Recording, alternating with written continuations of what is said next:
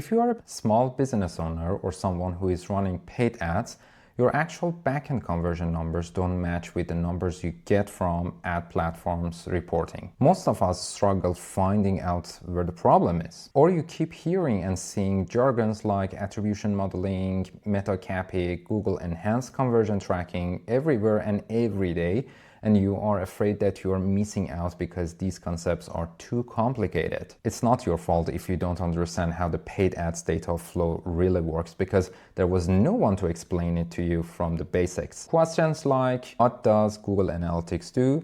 What does attribution mean? And why do your real conversion numbers not match with the ad platform conversion report? Don't worry.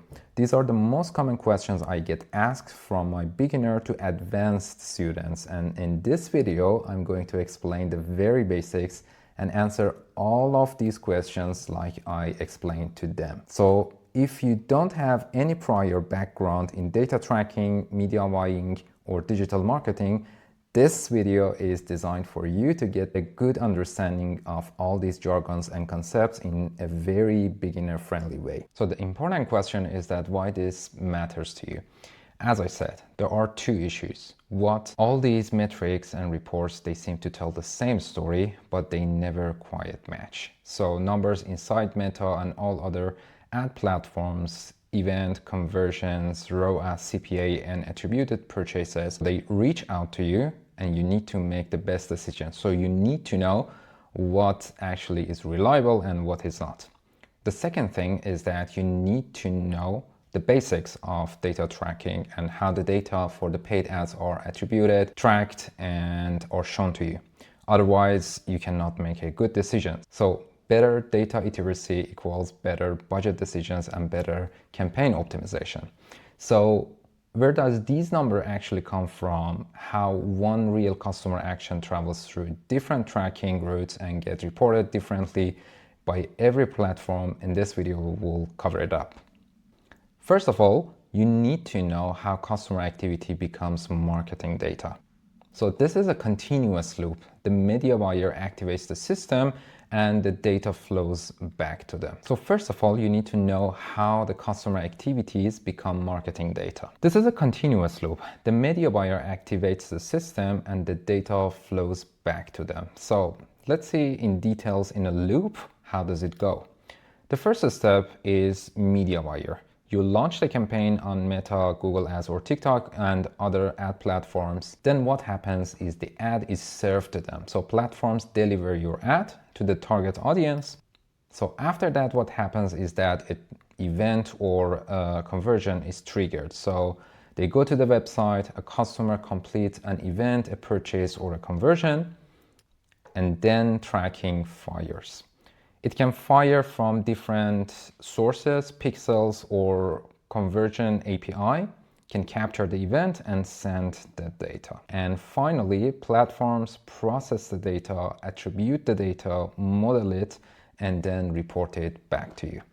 So this is the whole loop, how this looks like. And the loop closes when the report reaches the media buyer and the next campaign begins again. So you need to understand how the data is tracked, generated, and then being reported to you until you can make the best decision. However, there's a catch here, especially between step number 5 and 6, which we will cover in the next slide. One quick reminder, if you are enjoying and learning from this video, please subscribe to my channel and hit the like button, because you can get notified when I launch new videos, and also it will help me create more of this educational video for you. Thank you.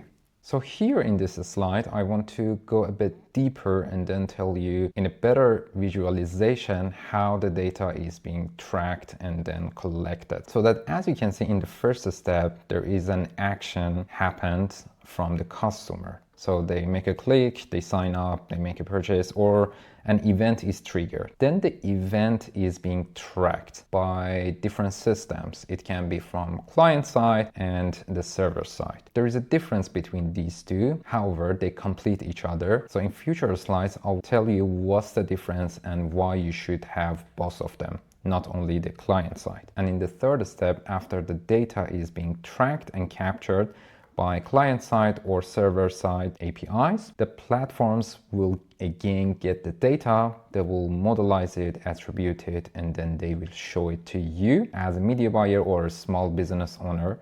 And then you need to make the decision based on the data that you receive. And then you should optimize the campaign for the next round. So from 1 to 5, everything happens, and then again, the data get back. So as you can see, this is a loop. You should understand the journey before trusting the numbers, because as you can see in step number 4, you need to make decisions based on the data. So unless you don't understand where the data come from and if they are reliable or not, you cannot make the best decision. So in the previous slide, I showed you that we have 2 tracking systems, client side and server side. What is the difference between these 2 and which one is better? What are the benefits of each of them? And then why we should have both of them. So technically, client side and server side, both there are tracking systems. These are the ways how the customer data is being tracked and then captured. On the client-side tracking, data is collected in the user's browser and sent directly to the platform. As you can see here, an action is being done by the user, and then the browser will collect the data. Tags and pixels are triggered, and then the data that is collected are being sent directly to platform.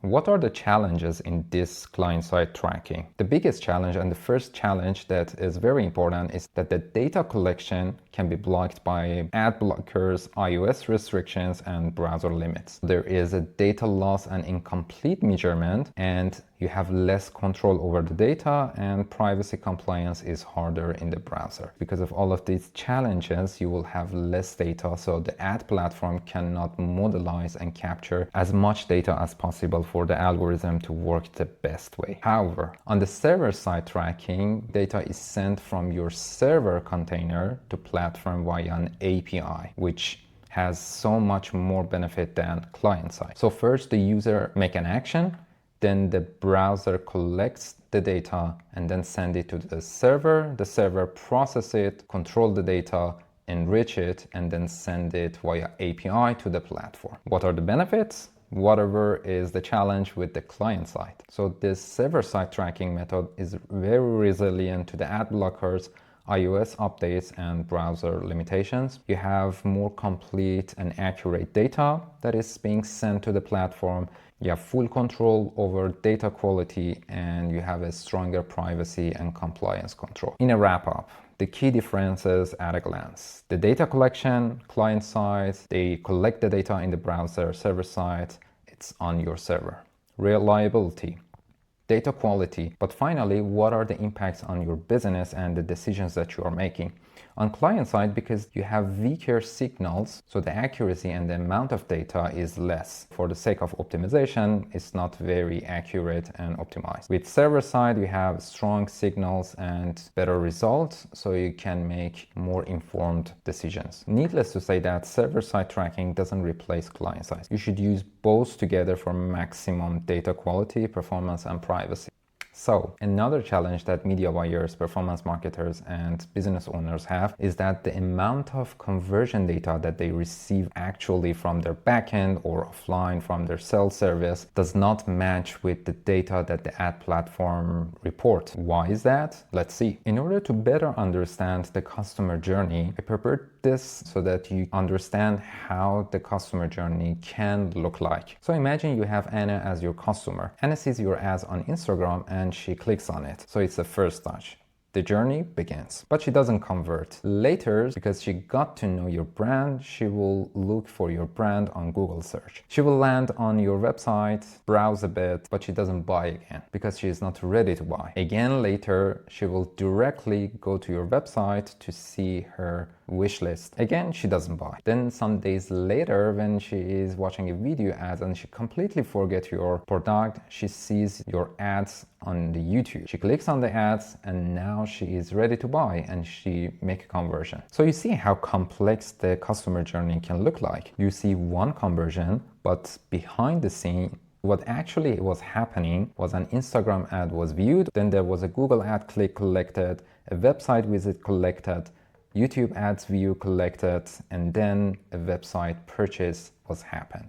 So all touch points work together to drive one valuable result. And this is why proper tracking matters, because it shows the full picture, gives credit where it is needed, and helps you make a better decision. But if you remember, because of this complex journey, there is an attribution competition between the ad platforms. So as you saw in the customer journey, both Meta and Google were responsible for the conversion, and both of them, they will report and they want to take the credit for the conversion, because there was an ad view on Meta system, Instagram, and also there was a search ad on Google's and the YouTube view ads. So they want to take the credit for this one conversion. So what should we do here? If you look at the incremental attribution metrics such as the ROAS or the number of conversions, only the number of conversions will be shown to you that Meta was specifically responsible for. Also on Google API or enhanced conversion, what happens is that you will get to see the data-driven attribution modeling, and then you have a much better accuracy of the data. So in order to make a best decision as a media buyer, business owner, or a CMO, you need to look at the complete system and not looking at the data in isolation. The whole system, ads, customer, website, and tracking, they are entangled and connected together like a chain. So now you know why you should use both server side and client side, because stronger signals lead to smarter optimization. Also, 3 things that every media buyer and business owner must remember is that one real purchase can appear as multiple conversion across Meta, Google Ads, and different ad platforms, because each platform attributes credit differently. Client side and server side both fires from the same purchase. They share an event ID, so platforms count it only once. Platform numbers are processed view of reality, shaped by attribution windows, signal loss, and modeling. Your store backend should be the single source of truth. And finally, understanding the system is what separates a good media buyer from a great one.